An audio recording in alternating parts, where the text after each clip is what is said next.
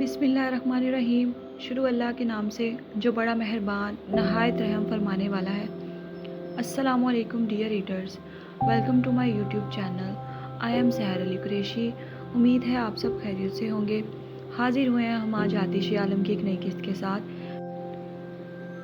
किस्त को शुरू करने से पहले आप सबसे दरख्वास्त है कि मेरे चैनल को सब्सक्राइब करें और मुझे बहुत ज़्यादा सारा सपोर्ट करें। किस्त को पढ़ने और सुनने के बाद राय का इजहार लाजमी किया करें। तो चलें बढ़ते हैं हम किस्त की जानिब। बिस्मिल्लाहिर्रहमानिर्रहीम। आतिश आलम अज़ कलम सहर अली कुरैशी, किस्त नंबर 10। बिन्यामीन के जाने के बाद सहर वापस पलटी और अपनी सुराब नज़रें इधर उधर दौड़ाकर देखने लगी। जहाँ इतने बड़े स्याह महल में कोई भी मौजूद नज़र नहीं आ रहा था, उसे कुछ अजीब सा लगा। पहले ये घर क्या कम अजीब था जो अब कोई जी रूह भी यहाँ ना था। हर तरफ स्याही ही स्याही बिखरी पड़ी थी। इस घर की हर शय स्याह थी। पेंट, फर्नीचर, पर्दे, दीवारें, उन पर लगी तस्वीर, पेंटिंग्स, अलिफ से लेकर ये तक। इस घर का ज़र्रा ज़र्रा स्याह था और उसके अलावा शहर को कोई और रंग यहाँ नज़र नहीं आया।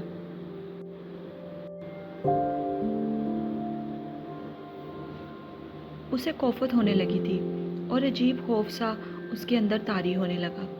फिर अगले ही लम्हे वो खुद को हौसला दे गई कि वो किसी से नहीं डरती सिवाय अल्लाह और अपने भाई के। तो ये स्याही क्या ही चीज़ है और वो उसका सामना भी कर लेगी, क्योंकि अब उसे यहीं रहना था हमेशा हमेशा। खुशामदीद लड़की, आलम विला में तुम्हारा स्वागत है। वो जो इस इतने बड़े महलनुमा घर को आंखें पिटपिटा कर देख रही थी, किसी की मर्दाना भारी आवाज़ अपने उकब से आने पर पलटी। देखा तो सामने ही एक ऊंचा लंबा जवान कसरती वजूद लिए 31-32 साला मर्द खड़ा था। स्याह सूट पहने, स्याह संजीदा सुर्ख आंखें, स्याह बाल, स्याह हल्की हल्की दाढ़ी। उसकी स्याह आंखें बड़ी ही खौफनाक किस्म की लगी सहर को। उसके जिस्म पर भी मौजूद हर चीज़ स्याह देकर सहर समझ गई कि यहाँ हर तरफ स्याही फैलाने वाला कोई और नहीं, उसके सामने खड़ा आदमी ही है जो खुद भी स्याही में डूबा था और उसने तमाम घर को भी स्याही में डुबो रखा था। दूसरी तरफ सहर के पलटने पर हाथ के चेहरे पर एक साया सा लहरा कर गुजरा था। आखिरी और पहली बार उसने उसे 7 साल पहले देखा था, जब वो 11 साल की एक छोटी सी बच्ची थी। खैर, छोटी तो वो अब भी थी, मगर पहले से जवान और काफ़ी खूबसूरत हो गई थी। उसकी सुराब आंखें बेहद हसीन थीं। स्याह हिजाब में लिपटा सफ़ेद चेहरा देखकर हाथ की आंखों की संजीदगी बड़ी थी। हाथ की बात के ज़ेरे असर फिर अचानक सहर की छोटी सी सफ़ेद पेशानी पर बल नमूदार हुए। वो कदम कदम चलती उसके पास गई और 4 कदमों की दूरी पर खड़ी हो गई। मेरा नाम लड़की नहीं, सहर यूसुफ है, समझ गए आप, मिस्टर ABC? नहायत संजीदगी से कहते उसने गहरी सांस भरी। हाथ आलम की स्याह आंखों ने बड़ी दिलचस्पी से इस मंजर को देखा था। उसके सामने खड़ी ये छोटी सी लड़की बिन्यामीन की सबसे ज़्यादा कीमती शय थी। मसलसल उसको देखते हाथ ने दिल में कहते खुद को बावर करवाया, जो अब उसकी दस्तरस उसकी मलकियत में थी। ये सोचते अब हाथ की आंखें मुतबस्सम हुई, मगर फिर हमेशा की तरह वो अगले ही लम्हे सफाकियत की आखिरी हद पर जा पहुंचा। हाथ ने 2 बारी कदम आगे बढ़ाए और उसके साथ ही सहर 4 कदम मजीद पीछे ले गई। मगर डर से नहीं, डरती तो वो किसी के बाप से भी नहीं थी। मेरा नाम ABC नहीं, हाथ बिन राफे आलम है। हाथ ने भी उसी के से अंदाज में कहा, चेहरे पर सख्त संजीदगी तारी थी। आलम, वो ज़ेरे लब बोली, जैसे तस्दीक कर रही हो कि ये ही हाथ बिन राफे आलम है। उसकी आलम पुकारने पर दूर कहीं हाथ के जहन में उस नाम की पुकार गूंजी थी, किसी बहुत ही जान से अजीज़ प्यारे की पुकार। उसके बाद पहली बार उसे किसी ने आलम कहा था। हाथ ने आंखें झपक कर उसकी तस्दीक को सही साबित किया। हाथ आलम मिस्त्री, सहर ने दिल में खुद से कहा। اس کے جواب پر وہ محض سر ہلا گئی۔ وہ ہاتھ کی شخصیت سے ذرا برابر بھی متاثر نہیں ہوئی تھی۔ جو شخص اس کے بھائی کی جان لینا چاہتا تھا وہ اس سے متاثر آخر کیسے ہو سکتی تھی؟ حالانکہ سحر کی جگہ کوئی اور لڑکی ہوتی تو جس شخصیت کا مالک شخص اس کے سامنے کھڑا تھا وہ پہلی ہی نظر میں اس پر مر مٹتی یا اس کے برعکس خوفزدہ ہو کر بے ہوش ہو جاتی، مگر وہ سحر یوسف تھی جو کسی کے باپ سے بھی نہیں ڈرتی تھی۔ ہاتھ نے دیکھا اس کے ہاتھ زخمی تھے، دونوں ہاتھوں پر سفید پٹی بندھی تھی جیسے اسے چوٹ آئی ہو، اور ایک میں اس نے چند سرخ گلاب زور سے پکڑ رکھے تھے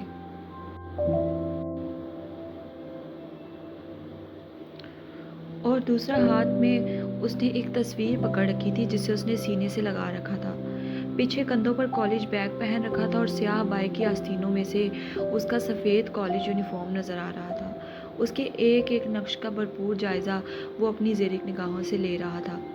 میرا کمرہ کہاں ہے؟ ہاتھ کا سکتہ اس کے سوال پر ٹوٹا۔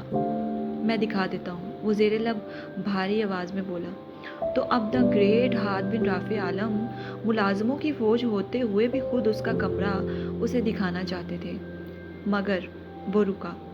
اس سے پہلے چند باتیں تمہارے لیے جاننا بہت ضروری ہے، سنجیدگی سے کہتا وہ پلٹا اور قدم قدم چلتا ہوا جا کر پیچھے سیاہ صوفے پر ٹیک لگا کر بیٹھ گیا۔ ایک ٹانگ دوسری ٹانگ پر رکھتے اس نے سگار جلایا اور دھواں ہوا میں معلق کیا۔ کیا شان بے نیازی تھی، جو کم سے کم سحر کو ایک آنکھ نہ بھائی تھی۔ وہ سنجیدہ سی مضبوط بنی کھڑی اسے دیکھتی رہی اور اس کے چہرے پر چھائی سنجیدگی، رعب اور حوصلہ ہاتھ کو کافی پسند آ رہا تھا۔ ظاہر ہے وہ بنیامین کی بہن تھی تو وہ یہ سوچ بھی نہیں سکتا تھا کہ وہ کوئی دبو یا ڈرپوک سی لڑکی ہوگی۔ جس کا بھائی ایک شیر تھا تو اس کی بہن تو شیرنی ہونی ہی تھی۔ ہاتھ اپنی سوچ پر خود ہی ہلکا سا مسکرایا۔ جلدی بتائیں، مجھے اپنے ٹیسٹ کی تیاری کرنی ہے، سحر نے رعب سے کہا۔ ہاتھ نے ابرو چکا کر اس کے ایٹیٹیوڈ کو داد دی تھی اور ایک اور گہرا کش لیا۔ تمہیں لگتا ہے تم کالج جا سکتی ہو؟ ہاتھ نے متبسم آنکھوں سے ایک سوال پوچھا۔ مجھے کالج جانے سے کوئی نہیں روک سکتا، اس کے سوال کے بدلے میں سحر نے یہ جملہ کہا۔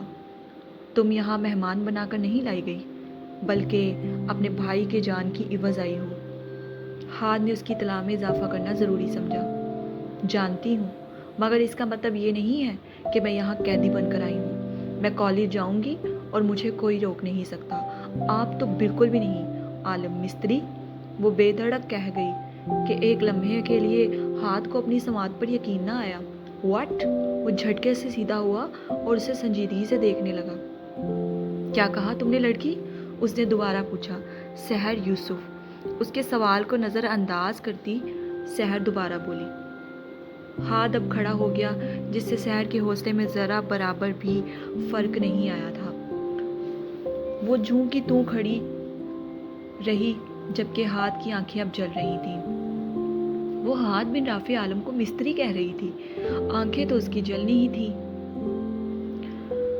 ہاتھ قدم قدم چلتا اس کے پاس گیا اور 2 قدم اس سے دور ہو کر کھڑا ہو گیا۔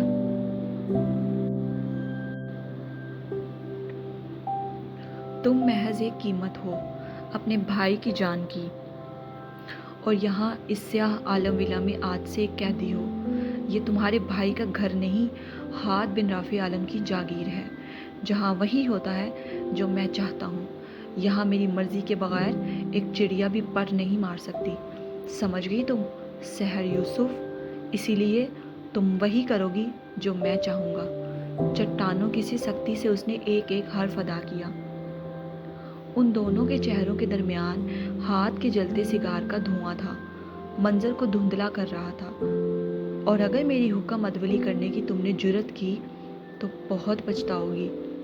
جواباً سحر یک ٹک اس کی آنکھوں میں نڈر ہو کر دیکھ رہی تھی، اور یہی بات ہاتھ عالم کو کھل رہی تھی کہ آج تک کسی میں اتنی ہمت نہ ہوئی تھی کہ اس کی طرف آنکھ اٹھا کر بھی دیکھتا، اور یہ چھٹانک بھڑکی چھوٹی سی لڑکی اس کی آنکھوں میں بے خوف آنکھیں گاڑے کھڑی تھی۔ جب ہاتھ کی بات مکمل ہو گئی تو سحر نے گہرا سانس لیا اور پھر بولی،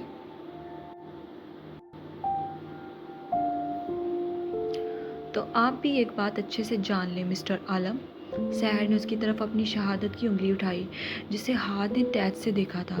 ایک لمحے کے لیے اس کا دل کیا وہ اس کی انگلی اس کے ہاتھ سے اکھاڑ دے، مگر وہ کیسے برداشت کر گیا اور کیوں، یہ وہ بھی نہیں جانتا تھا۔ سحر یوسف کسی کے باپ سے بھی نہیں ڈرتی، سمجھ گئے آپ؟ یہ کوئی beauty and the best movie نہیں ہے جہاں آپ مجھے قید کر دیں گے۔ میں ایک جیتی جاگتی انسان ہوں اور حکم تو صرف میں اپنے بھائی کا ہی مانتی ہوں۔ آپ نے میرے بھائی سے اس کی قیمتی شے مانگی تھی اور اس کے عوض میں یہاں آ گئی ہوں، مگر اس کا مطلب یہ نہیں ہے کہ میں آپ کے حکم کی غلام ہو گئی ہوں۔ ہاتھ بن رافع عالم، اب مجھے میرا کمرہ دکھائیں، کیونکہ اگر زیادہ دیر آپ کو دیکھوں گی تو میرا دماغ مزید خراب ہو جائے گا، جو آپ کے لیے اچھا نہیں ہوگا، اور میں پچھتاؤں یا نہ پچھتاؤں آپ ضرور سحر یوسف سے پچھتانے لگیں گے۔ سنجیدگی سے کہتے وہ پلٹی تھی اور اس کے پاس سے گزر کے پیچھے صوفے کے پاس پڑا اپنا ہینڈ کیری اٹھا گئی۔ ہاتھ نے سرخ آتش ہوئی نظروں سے پلٹ کر اسے دیکھا تھا۔ وہ ہاتھ بن رافع عالم کو کتنا کچھ سنا گئی تھی، وہ بھی اتنی آسانی سے، اور اسے خاموشی سے سنا بھی تھا اس نے۔ آخر کیوں؟ وہ کیا کرنا چاہ رہا تھا؟ روحیل، روحیل، روحیل! اچانک وہ چلا کر کسی کو پکارنے لگا۔ روحیل! کہاں مر گئے ہو سب کے سب؟ اگلے ہی لمحے وہ پاگل ہوتا دھاڑنے لگا۔ سحر نے تعصب سے اس جلاد شخص کو دیکھا اور خاموش کھڑی رہی۔ کچھ ہی دیر میں روحیل گھبراتے ہوئے حاضر ہوئے۔ جی سر۔ سحر نے روحیل کو دیکھا تو وہ حیران ہوئی۔ وہ خود سے اتنے بڑے شخص کو ایسے کیسے پکار سکتا تھا؟ خیر، وہ کس آدمی سے عزت کی توقع کر رہی تھی؟ میں نے تمہیں جو کمرہ کہا تھا وہ کھلوا دیا تم نے؟ اس نے سنجیدگی سے پوچھا۔ جی سر، کھلوا دیا ہے اور اسے صاف بھی کروا دیا ہے۔ ہاں، لے جاؤ اسے وہاں۔ ہاتھ نے سخت لہجے میں کہتے اپنا سگار ختم کیا اور زمین پر پھینک کر پیروں تلے مسلا۔ غصے سے بھری سیاہ بسم کر دینے والی نظریں سحر کے وجود پر ٹکی تھیں۔ جی سر، روحیل مؤدب انداز میں کہتے سحر کی طرف آئے۔ آؤ بیٹی۔ انہوں نے سحر کا ہینڈ کیری پکڑنا چاہا جسے اس نے فوراً پیچھے کر لیا۔ آپ کو تکلف کرنے کی ضرورت نہیں ہے انکل، میں خود لے جاؤں گی، سحر نے احترام نرمی سے کہا۔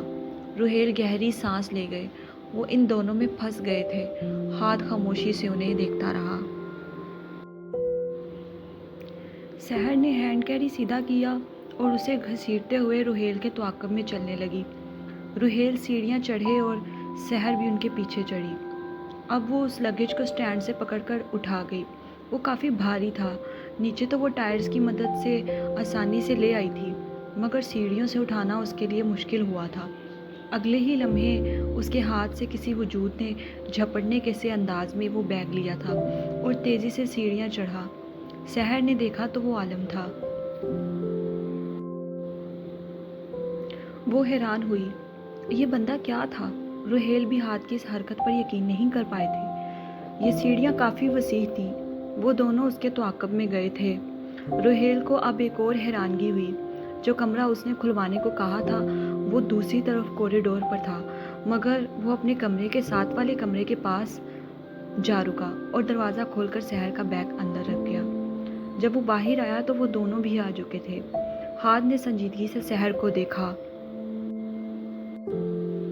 آج سے تم کھانا میرے ساتھ ڈائننگ ٹیبل پر کھایا کرو گی، سحر نے بھویں سکیڑی، اور اس سے پہلے سحر کوئی جواب دیتی وہ بنا اس کی ایک بھی سنے تیزی سے وہاں سے نکل گیا اور لمبے لمبے ڈھگ بھرتا سیڑھیاں اترنے لگا۔ اس کے جاتے ہی سحر نے خود پر ضبط کر لیا، کیونکہ اسے کون سا اس کی کہی کسی بات سے کوئی فرق پڑتا تھا، مرضی تو وہ خود کی ہی کرنے والی تھی۔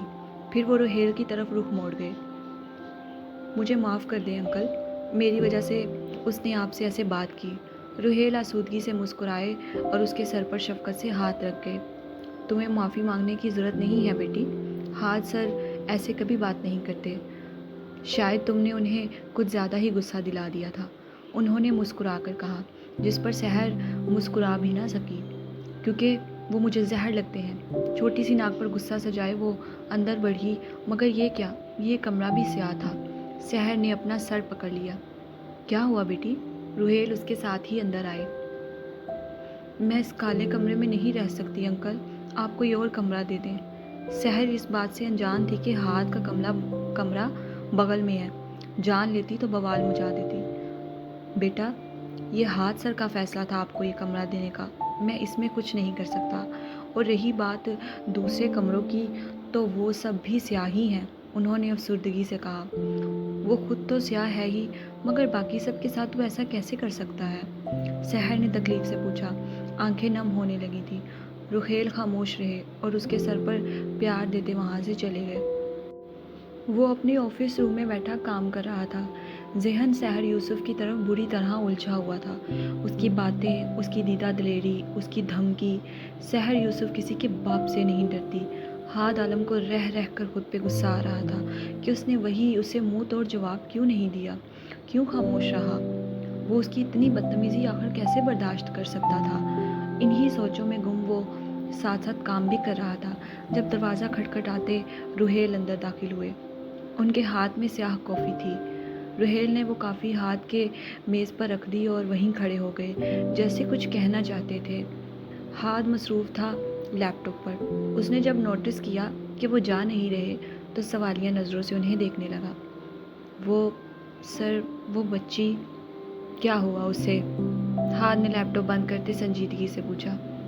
سر، وہ اس کمرے میں رہنا نہیں چاہتی، وہ وہیں رہے گی، اسی کمرے میں، اور دوبارہ میرے پاس اس کی وکالت لے کر مت آنا، کہتے ہاتھ نے لیپ ٹاپ دوبارہ کھول دیا۔ نہیں سر، مسئلہ اسے کمرے سے نہیں ہے، روہیل نے ڈرتے ڈرتے دوبارہ کہا۔ ہاتھ خاموشی سے لیپ ٹاپ پر انگلیاں چلاتا رہا۔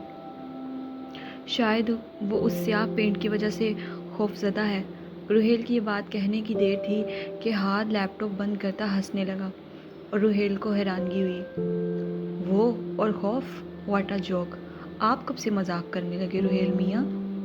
ہاتھ نے مسکرا کر پوچھا، جس پر وہ شرمندہ ہوتے سر جھکا گئے۔ ہاتھ نے مگ اٹھایا اور کڑوی کافی کا پہلا گھونٹ بھرا۔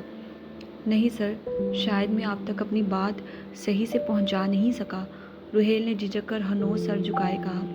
آپ کی بات مجھ تک پہنچ گئی ہے روہیل، آپ یہ کہنا چاہ رہے ہیں کہ وہ اس سیاہ کمرے میں نہیں رہنا چاہتی، اسے اس سیاہ پینٹ سے کوفت ہو رہی ہے، رائٹ؟ جملہ ادا کرتے اس نے ابروج جھکا کر تصدیق چاہی۔ روہیل نے فوراً مسکرا کر سر اس بات میں ہلایا، جس پر جواباً ہاتھ بھی بھرپور مسکرایا تھا۔ وہ خوش ہو گئے تھے کہ ہاتھ ان کی بات سمجھ گیا کہ وہ کیا کہنا چاہ رہے تھے، مگر اگلے ہی لمحے ہاتھ کی مسکراہٹ جھٹکے سے غائب ہوئی تھی اور واپس وہی شفافیت اس کے چہرے پر طاری ہو گئی تھی۔ وہ سیدھا ہوا اور سنجیدگی سے بولا،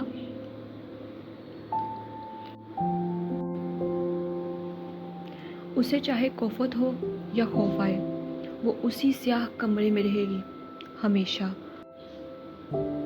اور خبردار دوبارہ آپ اس کے متعلق مجھ سے کوئی بھی بات کرنے آئے، کہتے وہ اس سے جانے کا صاف اشارہ کر چکے تھے۔ روہیل ناکام ہوتے وہاں سے چلے گئے۔ ہاتھ کرسی سے ٹیک لگا کر اس لڑکی کے بارے میں سوچنے لگا۔ اندھیرا، سیاہی، خوف۔ زیر لب بڑبڑاتے اس کی سیاہ آنکھیں متبسم ہوئی تھیں۔ پھر اس نے انٹرکام اٹھا کر کان سے لگایا۔ دوسری طرف کال اٹھانے والے کا سانس ہی خشک ہو گیا تھا۔ آدھے گھنٹے کے اندر ایک 40-45 سالہ ملازمہ کا انتظام کرو، کہتے اس نے انٹرکام واپس رکھ دیا۔ اگلے مہینے اسمارا کا صفدر سے نکاح ہے۔ اسمارا کا نکاح ہوگا تو صرف صفدر سے۔ اسمارا کالج میں موجود کوریڈور سے گزرتی ہوئی اپنی کلاس کی طرف سائیکالوجی کا لیکچر لینے جا رہی تھی۔ ذہن سے یہ جملے بار بار ٹکراتے مسلسل اسے تکلیف میں مبتلا کر رہے تھے۔ کلاس سے چند قدم کی دوری پر اچانک اسے یاد آیا کہ وہ اپنی بک تو نینا کے پاس ہی بھول آئی ہے۔ سر پہ ہاتھ مارتی وہ الٹے پاؤں سپیڈ سے واپسی کے لیے مڑی تھی۔ تیز تیز قدم اٹھاتی وہ دوسری کلاس کی طرف جا رہی تھی جب درمیان میں موجود لائبریری کا دروازہ اچانک کھلا اور ایک مضبوط ہاتھ نے اس کی کمزور کلائی کو دبوچ کر اندر کھینچ لیا۔ اس سے پہلے وہ چیختی، مقابل نے اس کے چہرے پر ہاتھ رکھ کے آواز کو حلق میں ہی دبا دیا تھا۔ اس ابداعت پر وہ خوف زدہ ہوتی بوکھلا کے رہ گئی تھی۔ یہ اچانک اس کے ساتھ کیا ہو گیا تھا، وہ سمجھ نہ سکی۔ دل خوف سے تیز دھڑکنے لگا تھا، گویا منہ کے ذریعے باہر آ جائے گا۔ شہد رنگ آنکھیں حد درجے تک پھیل گئی تھیں۔ اس وقت لائبریری میں مکمل اندھیرا چھایا ہوا تھا اور وہاں کوئی ذی روح موجود نہ تھا۔ اسمارا نے جیسے ہی نظر سامنے اٹھائی تو اس دشمن جاں کو دیکھ کر رہے سہے اوسان بھی خطا ہوئے اور دل خوف سے بھرا پرسلیوں سے ٹکرانے لگا اور وہ رحم کی بھیک مانگنے لگا۔ تو آخر کار وہ پکڑی گئی تھی اور یہ چوہا بلی کا کھیل آج ختم ہوا تھا۔ جہان کو دیکھتے پل میں چھوٹی سی سفید پیشانی پسینے میں شرابور ہو گئی۔ اس کی کن پٹی سے نکلتا پسینہ رخساروں کے سائڈ میں بہہ کر انہیں نم کرنے لگا تھا اور مقابل نے سلگتی سیاہ آنکھوں سے اس منظر کو دیکھا تھا۔ وہ تم ہی تھی نا؟ پھر اچانک ایک دھاڑ نے اس کا معصوم سا دل ہلا کے رکھ دیا۔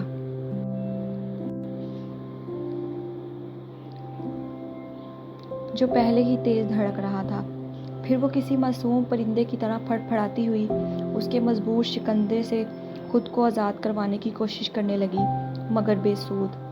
جواب دو، وہ تم ہی تھی نا؟ مقابل شخص نے ایک بار پھر چلانے کے سے انداز میں پوچھا تھا۔ اس کی سیاہ آنکھیں پہلے کیا کم خوف دلاتی تھی اسے، جو اس نے ان میں اب غصہ بڑھ لیا تھا جو اسے مزید خوف زدہ کر رہا تھا۔ وہ ووں ووں کرتی اس سے التجا کرنے لگی کہ وہ اس کے چہرے سے ہاتھ ہٹا دے، کیونکہ وہ سانس نہیں لے پا رہی تھی جسے اس نے سرے سے ہی نظر انداز کر دیا تھا۔ اسمارا اس کے ہاتھ کے نیچے بمشکل گہرے سانس بھرنے لگی۔ وہ تم ہی تھی نا جس کی نظروں کی تپش میں خود پر محسوس کرتا ہوں؟ وہ تم ہی ہو نا جس کا احساس ہر وقت میں اپنے گرد محسوس کرتا ہوں؟ وہ جبڑے بھینچے سیاہ آنکھوں کو مزید سیاہ کیے ایک ایک حرف حد درجے سختی سے ادا کرتا پوچھ رہا تھا۔ اسمارا کی حالت یوں تھی گویا کاٹو تو بدل میں لہو نہیں۔ جواب دو چھوٹی لڑکی، وہ تم ہی تھی نا؟ جہان نے ایک ہاتھ پیچھے دیوار پر مارا جو خاموش بس اسے سن رہی تھی بنا کوئی جواب دیے، مگر اپنے غصے کے زیر اثر وہ کم وقت یہ بھول گیا تھا کہ اس معصوم کا منہ تو اپنے مضبوط ہاتھ کے ذریعے اس نے بند کر رکھا ہے، تو وہ بیچاری کیا جواب دے گی؟ بالآخر اسمارا نے اپنے لرزتے ہاتھ اس کے مضبوط ہاتھ پر رکھے، اس کا نرم لمس اپنے ہاتھوں پر محسوس کرتے اسمارا کے چہرے کی پکڑ کمزور ہوئی۔ اس کی پکڑ کمزور ہوتے دیکھ اسے مزید ہمت ملی۔ اسمارا نے اپنے ہونٹوں پر اس کا بھاری ہاتھ اپنے لرزتے ہاتھوں سے نیچے کر دیا۔ چہرہ آزاد ہوتے ہی اس نے زندگی سے بھرپور سانس لی، ایک گہری لمبی سانس۔ پھر اس نے پھڑ پھڑاتے لبوں سے ایک سرگوشی کی۔ پروفیسر! اس کی اس پھڑ پھڑاہٹ بھری پکار پر جہان کا دل دھڑکا تھا۔ اس نے مزید غصے سے اسے دیکھا۔ تمہیں کیا لگا تھا میں تمہیں ڈھونڈ نہیں پاؤں گا؟ اسمارا نور، جہان نے تیز سے پوچھا، اور تم یوں ہی چھپ کر اپنی نظروں سے مجھے بے چین اور پریشان کرتی رہو گی؟ مجھے، جہان بن رافع عالم کو؟ ہا ہا، وہ استہزائیہ ہنسا پھنکار کر بولا تھا۔ اسمارا شرمندہ ہوتی نظریں جھکا گئی۔ جہان بن رافع عالم ہوں میں، سمجھ گئی تم؟ اس کو بازو سے تھام کر جھنجھوڑتا وہ نہایت غصے سے گویا ہوا۔ عقاب کی سی نظریں رکھتا ہوں میں؟ تم نے کیسے سوچ لیا تمہیں تلاش نہیں کر پاؤں گا؟ اس لیے آپ کو 6 مہینے لگ گئے مجھے ڈھونڈنے میں۔ اس جواب پر وہ اسے آئینہ دکھا گئی تھی جس پر جہان مزید سلگ اٹھا تھا۔ Shut up! وہ پھر سے دھاڑا تھا۔ شرم نہیں آئی تمہیں مجھ پہ یوں نظریں جماتے ہوئے؟ وہ بکواس 3rd کلاس شاعری بھرے کارڈز اور لیٹرز بھیجتے ہوئے؟ وہ گلاب جو روز میرے آفس میں پائے جاتے ہیں؟ یہ سب کرتے ہوئے تمہیں ذرا برابر بھی شرم نہیں آئی کہ میں تمہارا استاد ہوں؟ جہان نے تعصب سے اسے دیکھتے استفسار کیا، جو شکل سے کتنی معصوم لگ رہی تھی کہ اسے ایک بار بھی شک نہ ہوا کہ یہی وہ لڑکی ہو سکتی ہے، مگر اس سب کے پیچھے وہی تھی۔